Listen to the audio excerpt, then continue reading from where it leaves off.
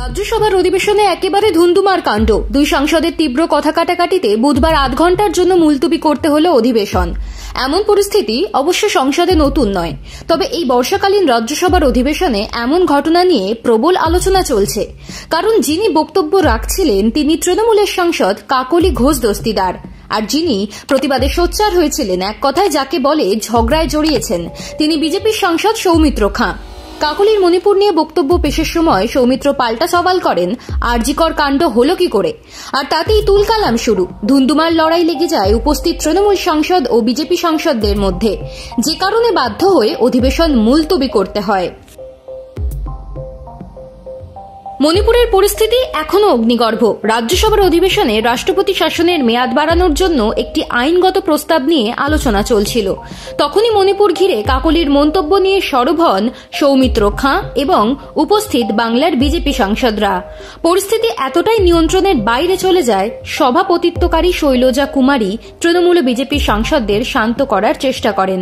মাইকও বন্ধ করে দেওয়া হয়, কিন্তু তাতে কোনো লাভ হয়নি। তখন শৈলজা অধিবেশন ৮ ঘন্টার জন্য মুলতবি রাখার সিদ্ধান্ত নেন।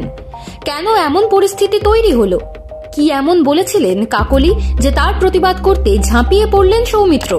উত্তর পূর্বাঞ্চলীয় রাজ্যটিতে রাষ্ট্রপতি শাসন আরও ৬ মাস বাড়ানোর জন্য লোকসভার অনুমোদন চেয়ে সরকার কর্তৃক উত্থাপিত এক প্রস্তাব নিয়ে সংসদে আলোচনা চলছিল। কাকলি সেখানে বলেন, মণিপুরে ৩৫৬ ধারাকে বহাল রাখার যে প্রস্তাব আনা হয়েছে তার তীব্র বিরোধিতা করছি। গত ২ বছর ধরে মণিপুর জ্বলছে। তৃণমূলের পক্ষ থেকে মুখ্যমন্ত্রী মমতা বন্দ্যোপাধ্যায় একটি টিম পাঠিয়েছিলেন। প্রতিনিধি হিসেবে সেই টিমে আমিও ছিলাম।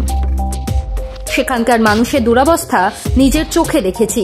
সারা পৃথিবী তিনি ঘুরে বেড়াচ্ছেন, কিন্তু সেখানে আজ পর্যন্ত মণিপুরে প্রধানমন্ত্রী একবারও যাওয়ার প্রয়োজন বোধ করেননি।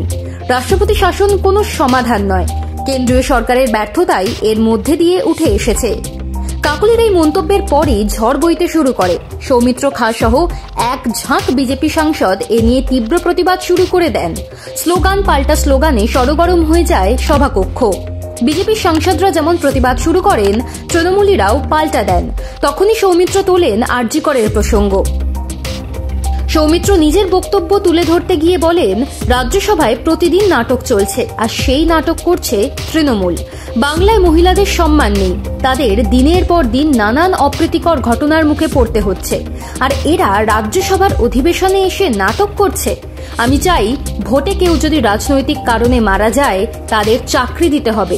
এই তৃণমূল পুরোটাই নাট্য কোম্পানি। একদিকে কাকলি, অন্যদিকে সৌমিত্র, দুই সাংসদকে ঘিরে বুধবার জমজমাট রাজধানী।